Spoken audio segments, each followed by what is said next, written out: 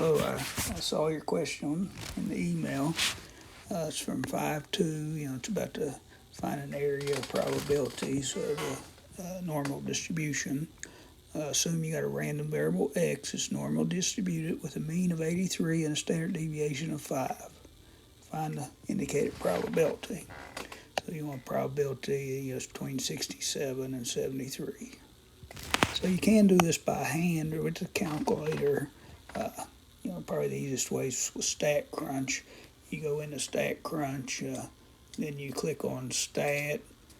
One of the pull downs is Stat Calculators, and you choose a normal calculator. It provides a nice picture. So you put the mean in, which was 83, and the standard deviation, which is 5.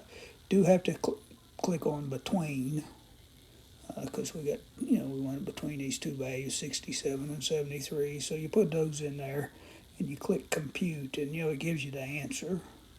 You want to round it to 4 decimal places. I guess it's like 0.0221.